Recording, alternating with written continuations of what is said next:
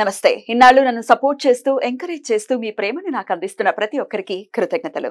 అలాగే ఈ వీడియో కూడా ఖచ్చితంగా మీకు ఉపయోగపడుతుంది. లైక్, షేర్ అండ్ సబ్స్క్రైబ్ చేసి మీ సపోర్ట్ని నాకు అందించండి. అలాగే ఈ వీడియో పట్ల మీకున్న అభిప్రాయాన్ని కమెంట్ సెక్షన్లో కమెంట్ చేసి తెలియజేయండి. ఇప్పుడు వీడియోని చూద్దాం. నమస్తే, వెల్కమ్ టు అవర్ ఛానల్. నేను పద్మిని. ప్రస్తుతంతో పాటు ప్రముఖ ఆధ్యాత్మికవేత్త, ప్రముఖ న్యూమరాలజిస్ట్, లక్ష్మీ నరసింహస్వామి ఉపాసకురాలు శ్రీమతి స్రవంతి గారు మనతో పాటు ఉన్నారు. మాట్లాడదాం. నమస్తే అక్క. నమస్తే పద్మిని. అక్క, మార్గశీర్ష మాసం ప్రారంభం కాబోతోంది. మార్గశీర్ష మాసంలో ప్రత్యేకంగా అటు దత్త జయంతి అనుకోవచ్చు, లేకపోతే సుబ్బారాయుడు షష్ఠి అనుకోవచ్చు, ఇట్లాంటి ప్రత్యేక తిథులు ఖచ్చితంగా వస్తాయి. అవి మనం చేసుకుంటాం. కాకపోతే మార్గశీర్ష గురువారాలకు కూడా చాలా పెద్దపీట వేసింది ధర్మం, మన సనాతన ధర్మం అని ఖచ్చితంగా చెప్పుకోవచ్చు. ఏమిటి మార్గశీర్ష మాసం గురువారాలకు ఉన్నటువంటి వైశిష్ట్యం? ఎందుకని అంత విశేషంగా జరుపుకుంటాం? అసలు ఏం చేసుకోవాలి? ఇప్పటిదాకా మాకు తెలియదు అనుకునే వాళ్ళు స్టార్ట్ చేయొచ్చా? అయితే మార్గశిర మాసం గురించి చెప్పుకోవాలి అని అంటే, అసలు అలాంటి మాసం అనేది లేదు, సమమైన మాసం అనేది లేదు అని చెప్తారనమాట. అయితే అమ్మవారికి చాలా ఇష్టమైన మాసము. ఆవిడ తప్పకుండా కిందకు వచ్చి ఎలా ఉన్నారు, చక్కగా పూజలు అవి చేసుకుంటున్నారా లేదా, నీట్నెస్ మెయింటైన్ చేస్తున్నారా లేదా, ఇవన్నీ కూడా చూస్తారు అని చెప్తారనమాట.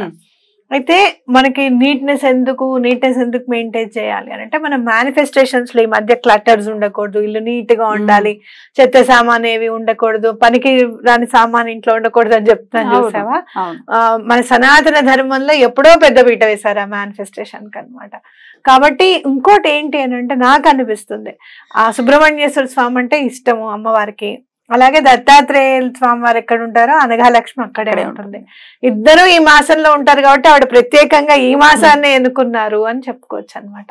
జనరల్ గా మనం ఎక్కడన్నా పూజ చేసుకోవాలి అమ్మవారికి అంటే శుక్రవారం అనుకుంటాం, కానీ మార్గశిర మాసం గురువారం చేసుకుంటాం. లక్ష్మీవారం అంటే ఏంటి అంటే, గురువు అనుగ్రహం గనక ఉంటే లక్ష్మీ అమ్మవారి అనుగ్రహం కూడా తప్పకుండా ఉంటుంది అనేది మనం అర్థం చేసుకోవచ్చు.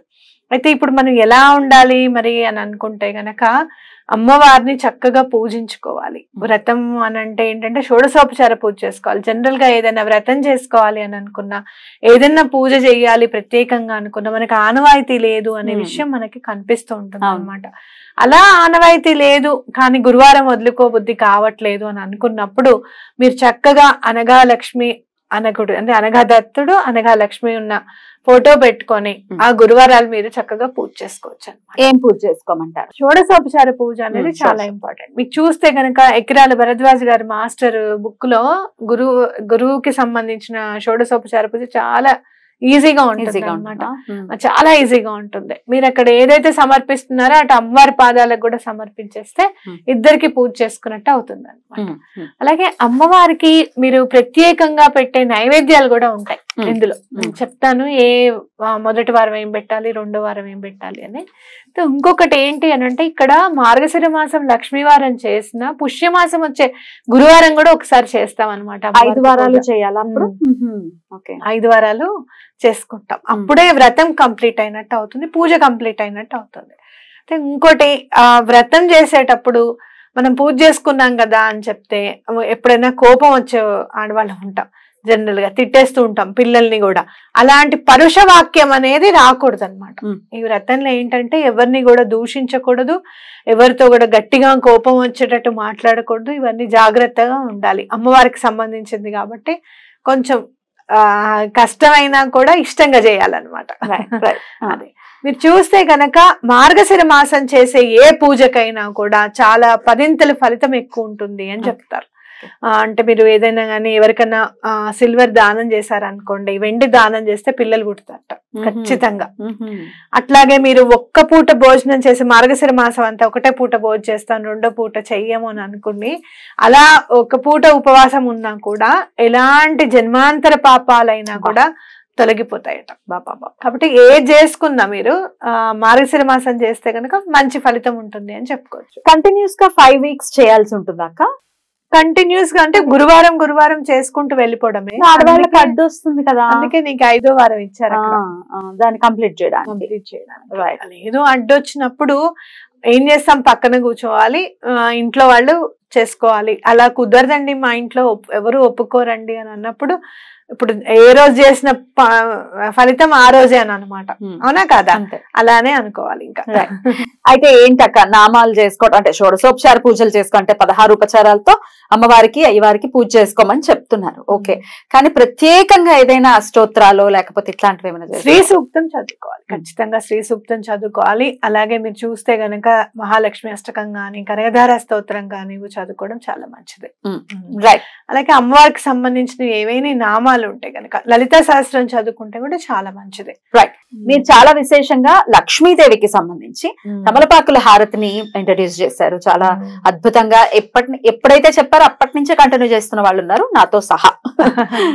సో మరి ఈ గురువారాలు ప్రత్యేకంగా చేసుకోవచ్చు, అమ్మవారికి చేసుకోవచ్చు. అయితే మీరు ఏం చేస్తారు అని అంటే అమ్మవారికి ముత్యాలంటే చాలా ఇష్టం పద్మిని, ఎందుకంటే సముద్ర గర్భం నుంచి వచ్చినవే కాబట్టి ముత్యాలంటే చాలా ఇష్టం. ఆ ముత్యాలు మీరు చక్కగా ఒక 11 తీసుకోండి, మీకు ఎంత కుదిరితే అంత, అవి పెట్టి హారతి ఇస్తే కూడా అమ్మవారికి చాలా ఇష్టం. ఎలా ఇమ్మంటారు అవి? ఒక చిన్న ప్లేట్ లో ప్రమిద పెట్టేసేసుకోండి, అయితే దీపంది కొంచెం పైకి ఉండేటట్టుగా చూసుకోండి, ఆ చుట్టూరా కొంచెం ముత్యాలు వేయండి. అలా వేస్తే చాలా మంచిది అనమాట. అమ్మవారికి చాలా ఇష్టం, ముత్యాల హారతి ఇచ్చినట్టు అనమాట అమ్మవారికి. ఈ తమలపాకులు పెట్టినప్పుడే తమలపాకుల మీద వేయచ్చా? తమలపాకుల మీద వేయచ్చు, కానీ చాలా వేడిగా ఉంటాయి కదా ముత్యాలు, మళ్ళీ మనకి నెక్స్ట్ ఉపయోగించుకోవాలి కాబట్టి 2 హారతులు పెట్టండి.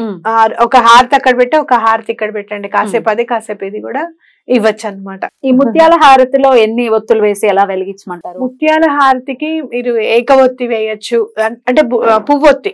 ఏకవొత్తి అంటే మళ్ళీ ఇది కాదు, పువ్వొత్తి ఒకటి వేయచ్చు, లేదా 3, 11, 5 ఎన్నైనా పెట్టచ్చు. ఒకటికి అంటే పువ్వొత్తికి ఒకటి పెట్టచ్చు, తప్పలేదు. ఒకటి పెట్టచ్చు, 3 పెట్టచ్చు, మీ ఇష్టం.